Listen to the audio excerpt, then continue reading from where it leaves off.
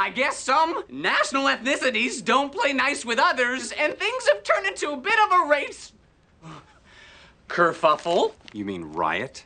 Let's use kerfuffle for now, okay, Mr. Winger? So, the Islamic Republic of Iran Air Force F-14 is announced as the latest event vehicle starting on August 8th.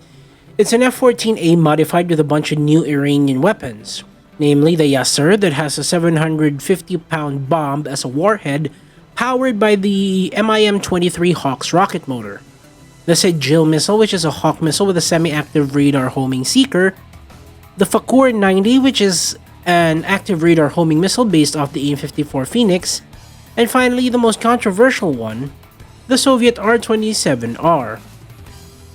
Their salient difference is that the F-14 IRIAF will trade out the AIM-9H for an AIM-9P and the AIM-7F for an AIM-7E2 only. Included in the announcement is the fact that it will be a Rank 8 fighter for the US tech tree, which is understandable, right? F-14A is an American airframe and Iran is neither a sub-tree nor a full tech tree in the game.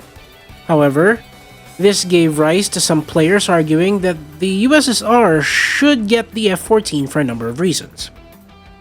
Now look, I've done my fair share of controversial arguments after all, because you remember when I argued that the Leopard 2 AV should be in the US tech tree because it was built as a competitor to the XM1, and Germany replaced the gun on the 2AV's turret with the 120mm L44 as soon as it returned to Germany.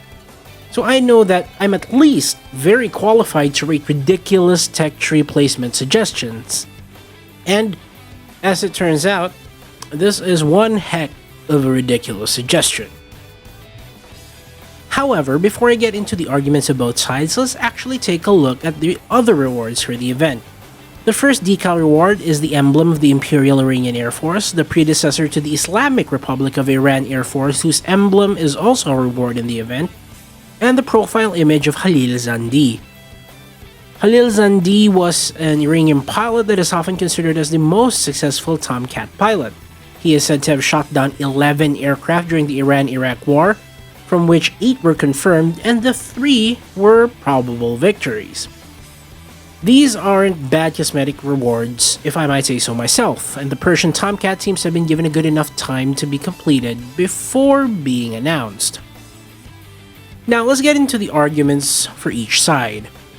On the side of the Americans, they argue that the F-14A IAF should stay in their tech tree because it is an American airframe with American avionics. Apart from the R-27R, the new weapons in the Iranian F-14 are based off American weapons.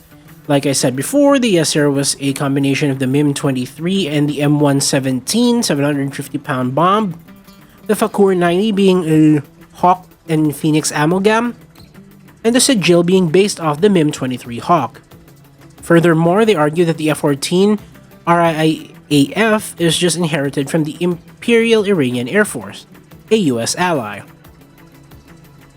On the opposite side, we have people arguing to have it be placed in the USSR because the R-27R is a Soviet weapon and the Islamic Republic of Iran is a Soviet ally and to this day, a staunch opponent of the United States. Although there are some that argue that it should be placed in Israel, we ignore that particular argument because while the USSR angle is somewhat defensible, the Israeli angle is pretty much a schizo argument. So anyway, who is exactly right and why? I really have to agree with the American side of the argument here. However, and I think I typed however in all caps here because I have huge reservations. I agree that it belongs in the US tree because it's an American airframe and has American weapons, but this should not always be the case. Why? Take the MiG-21 Bison for example. For all intents and purposes, the MiG-21 Bison should have been placed in the Soviet tech tree. Kopya radar is Russian, R-27R is Soviet, R-73E is Soviet, the CAB 500 is Soviet, the MiG-21 BIS airframe is Soviet. It was only built for India, whose only connection to British was that they were a British colony prior to the MiG-21 BIS even being built. It's the same case as the Bhishma, where Indian vehicles not built by the British were added to the British tech tree to fulfill a need for their lineups. On the ground, the South African tech tree could not really fulfill the requirements of the 10.3 British lineup, therefore the Bhishma was added as padding for that particular lineup. But anyway, I actually like the IRIAF F-14. It's a plane that's been introduced long within the confines of the game because it's an F-14 airframe.